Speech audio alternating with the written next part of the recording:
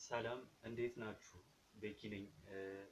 እንግዲህ እንደተለመደው በምርጥ የሆነ መረጃ ወደ እናንተ መጥቼላችኋለሁ ማለት ነው። በጣም ምርጥና የተመራረጡ አሪፍ መረጃዎችን ይዤላችሁ መጥቻለሁ። በኢንተርቴንመንቱ ዙሪያ፣ በአርቱ ዙሪያ፣ በሚውዚኩ ዙሪያ በአጠቃላይ ምን አይነት አዲስ መረጃ አለ የሚለውን አይቼ ለእናንተ ይዤላችሁ መጥቻለሁ ማለት ነው። እንደተለመደው ደግሞ ያው የቴክ ፕሮግራማችንም ይቀጥላል። ቴክ ፕሮግራማችን ላይ ደግሞ በጣም አስገራሚ የሆነ መረጃ ይዤላችሁ መጥቻለሁ። በጣም ምርጥ ስለሆነ ለእናንተ እንደተለመደው በሰዓቱ ሰርፕራይዝ አድርጌ አሳያችኋለሁ ማለት ነው። ሌላ ደግሞ ያው የሚቀጥሉት ፕሮግራሞች ይቀጥላሉ። ቶፕ 5ም አለ። የዓለማችን አስገራሚ እውነታዎችም ይቀጥላሉ ማለት ነው። እንግዲህ የፊደላት ሚዲያ ተከታታዮች ሰብስክራይብ ማድረግን እንዳትረሱ፣ አደራችሁን ሰብስክራይብ አድርጉ፣ ሼር አድርጉት ይህን ቪዲዮ። ወደ ቀጣዩ ፕሮግራም እንለፍ። በመጀመሪያ ደረጃ ይዤላችሁ የመጣሁት ያው በኢንተርቴንመንት ዙሪያ ባሉ አዳዲስ ነገሮች ላይ ነው። ያው እንደነገርኳችሁ የሚያተኩረው የተለቀቁ አዳዲስ ሀገርኛ ምርጥ ዘፈኖች አሉ። በጣም ጥራታቸውን የጠበቁ ምርጥ ዘፈኖች አሉ።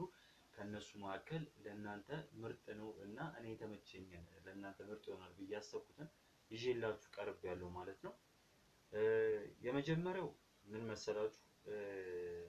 ከተለቀቁ ሙዚቃዎች ውስጥ ልዑል ኃይሉ አዲስ በጣም ምርጥ ሚውዚክ ክሊፕ ለቋል ማለት ነው። በጣም አሪፍ እንትን ዘፈን ነው የለቀቀው እና ዘፈኑ ባህላዊ በክፍለ ሀገር አለ አይደለ? በእንደሱ አይነት መንገድ ክፍለ ሀገር ላይ ተደርጎ ምናምን የተቀረጸ እንትን ክሊፕ ነው እና በቃ ቢቱ በጣም ምርጥ ነው። ክሊፑ በጣም ምርጥ ነው። በተለይ በስማ እኔ የተመቸኝን ልንገራችሁ። ጨፋሪዎቹ በቃ በጣም ክሊፑን አደመቁት። በጣም ጥራቱን የጠበቀ እንዲሆን ያደረጉት አንድ እነሱ ናቸው። በቃ እያንዳንዱ እንትን አጨፋፈራቸው ምን አባባላቸው ምናምን በጣም ጥራቱን የጠበቀ እንዲሆን አድርጓል። ዘፈኑም ደግሞ በጣም የሚገርም ነው እና በመጀመሪያ ደረጃ ላይ የልዑል ኃይሉን ዋኔ የተባለ ርዕስ ነው የተሰጠው። ዋኔን ለእናንተ እንድታዩት እንድትሰሙት እጋብዛችኋለሁ ማለት ነው።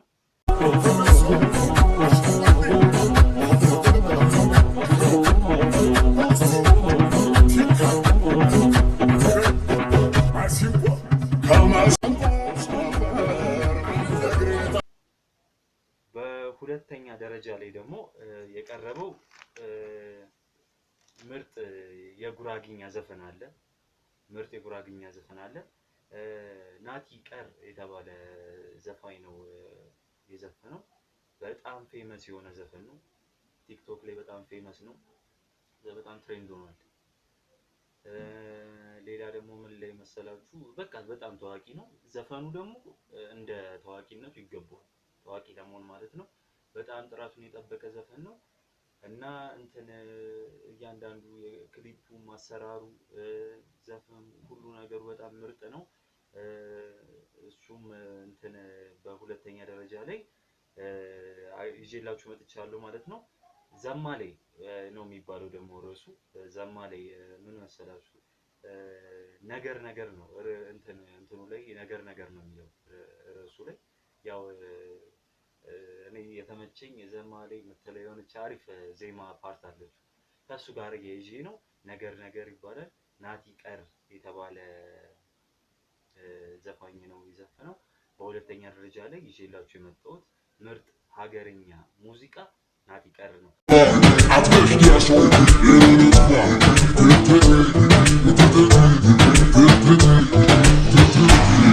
በሶስተኛ ደረጃ ላይ ይዤላችሁ የመጣሁት ምርጥ ሀገርኛ ዘፈን ምን መሰላችሁ? ወልዋሎ አይሲጋይ ይባላል። ወልዋሎ አይሲጋይ በኒና ግርማ የተዘፈነ ምርጥ ዘፈን ነው። ከዚህ በፊት ያው እንትን ኒና ግርማን በምርጥ አልበም እና ስራዎቿ እናውቃታለን አይደል? አሁን ደግሞ በጣም ምርጥ የሆነ ክሊፕ ሀገርኛ ክሊፕ እንትን በወላይትኛ የተዘፈነ ይዛልን መታለች ማለት ነው። በጣም ጥራቱን የጠበቀ ዘፈን ነው። በጣም ምርጥ ዘፈን ነው። በሶስተኛ ደረጃ ላይ እንድታዩት እጋብዛችኋለሁ ማለት ነው። ለዛሬ እንግዲህ ይዤላችሁ የመጣሁት የሀገርኛ ምርጥ ሙዚቃ ይሄን ይመስላል። እንደተመቻችሁ ተስፋ አደርጋለሁ። በቀጣይ ደግሞ ከዚህ ቀጥሎ ይዤላችሁ የመጣሁት ያው ሀገራችን ውስጥ አዲስ ተብለው ከተለቀቁና አሁን ትንሽ ጥቂት ቀናት ካሳለፉ ሀገርኛ ፊልሞች ውስጥ ይዤላችሁ መጥቻለሁ ማለት ነው። እስከመጨረሻው ተከታተሉ። በመጀመሪያ ላይ ይዤላችሁ የመጣሁት ጥቁር አደይ የተባለ ፊልም ነው። በ22 ሲኒማ ቻናል ላይ የተለቀቀ ምርጥ ሀገርኛ ፊልም ነው። በዚህ ጥቁር አደይ ፊልም ላይ ካሳሁን ፍስሃ፣ ማንዴላ፣ ነብዩ እንድሪያስ እና ሌሎች እውቅና አዳዲስ ተዋንያን የሚተውኑበት በጣም ምርጥ ፊልም ነው። እንድትከታተሉት እጋብዛችኋለሁ። ገና ከተለቀቀ ጥቂት ቀን ነው የሆነው። በ22 ሲኒማ ቻናል ላይ ተለቆላችኋል። እንድታዩት እጋብዛችኋለሁ። በሁለተኛ ደረጃ ላይ ከተለቀቁ ምርጥ ሀገርኛ ፊልሞች ውስጥ አዲስ ምዕራፍ የተባለ ምርጥ ፊልም ይዤላችሁ መጥቻለሁ ማለት ነው። አዲስ ምዕራፍ በሜሎና ሲኒማ ቻናል ላይ የተለቀቀ ምርጥ ሀገርኛ ፊልም ነው።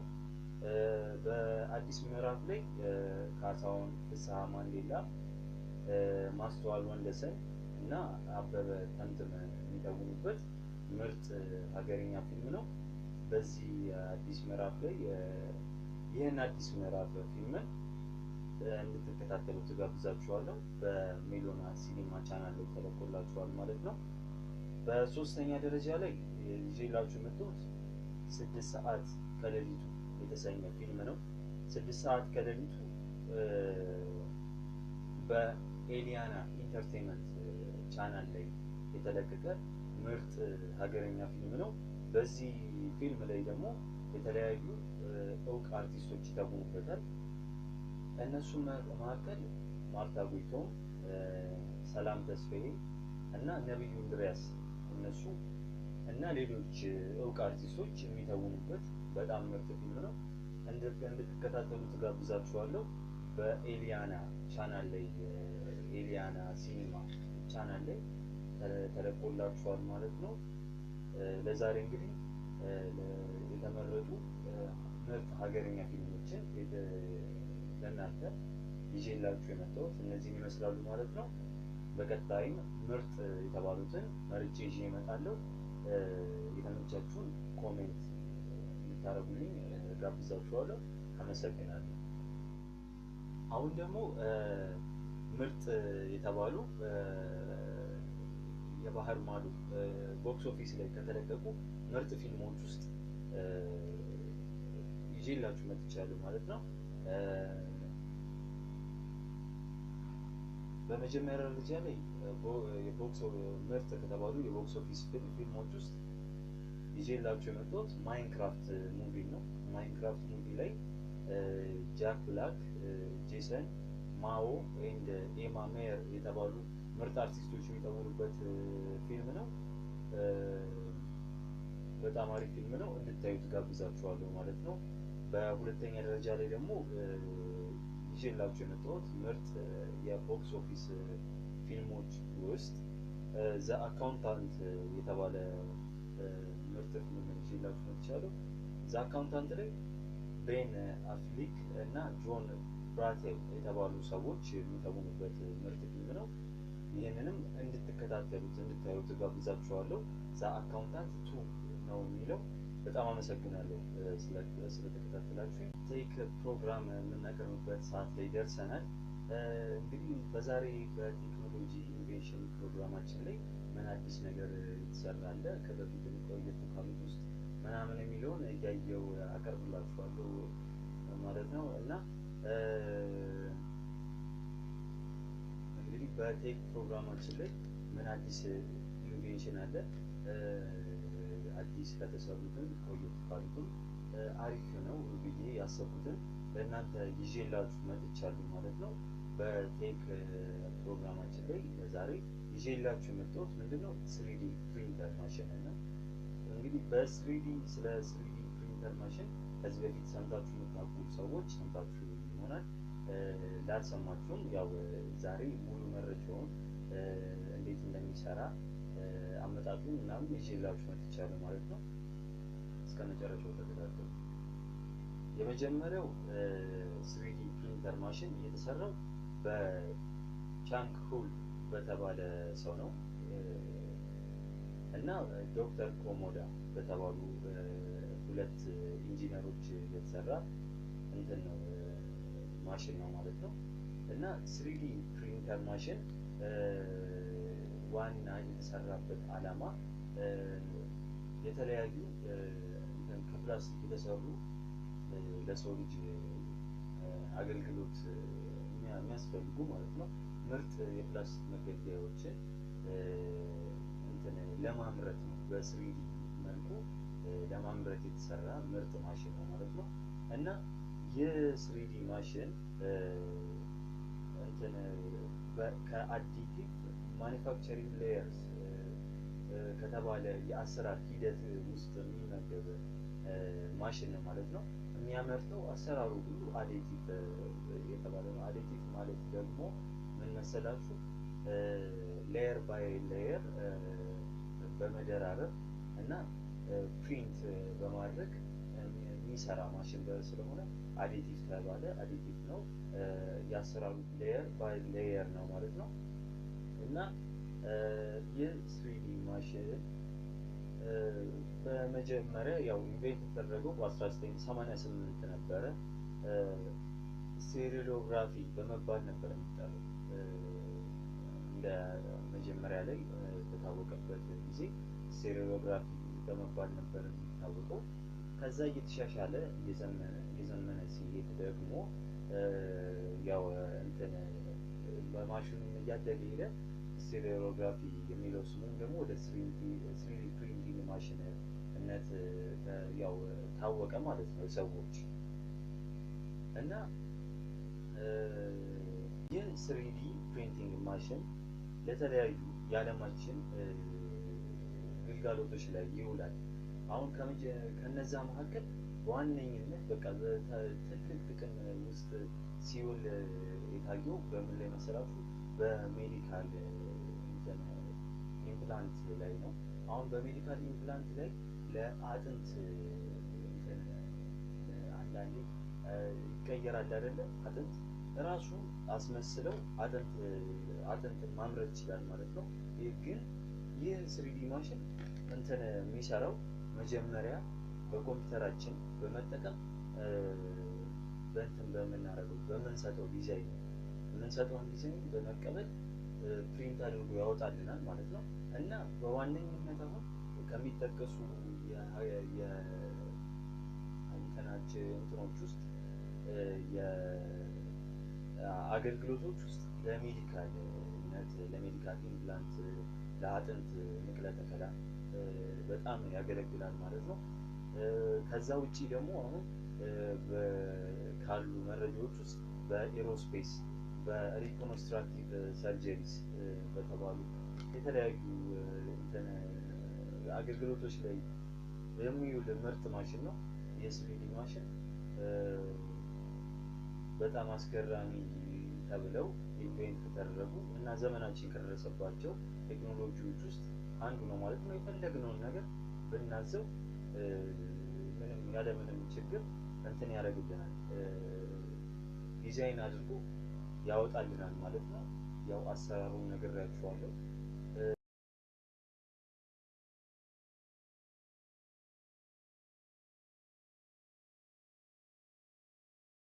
አሁን ደግሞ እስቲ ስለ ዋጋው እና ምን ያክል ኤሌክትሪሲቲ ይጠቀማል የሚለውን ነገር ይህ እንትን ስሪዲ ፕሪንቲንግ ማሽን ማለት ነው 250 ዋት ኤሌክትሪሲቲ ይጠቀማል። እንደማንኛውም እንደ ፍሪጅ ሁሉ ወይ ደግሞ እንደ ኦቨን በቀላሉ አንስተን ልናስቀምጠው የምንችልና እንትን ነው ምን መሰላችሁ በኖርማል ኤሌክትሪሲቲ መጠቀም የምንችለው ማሽን ነው ማለት ነው። 250 ዋት ያው እንትን ይጠቀማል። ዋጋው ደግሞ አሁን እስካሁን ድረስ ባለው ሀገራችን ላይ እየተሸጠ የሚገኘው 400,000 ብር ነው። 400,000 ብር ይሸጣል ማለት ነው። ባለ 280,000 ብርም አይቻለሁ። 280,000 ብር የሚባል አይቻለሁ። ሌላ ስንት አለ መሰላችሁ? ባለ 280,000 ብር አለ። በቃ እንደዛ 280,000 400,000 እንደዛ ነው የሚወስደው ዋጋው። እና ለዛሬ በቴክ ፕሮግራማችን ላይ ይዤላችሁ የመጣሁት ስለ 3D ፕሪንቲንግ ማሽን ነው። ስለተከታተላችሁኝ አመሰግናለሁ።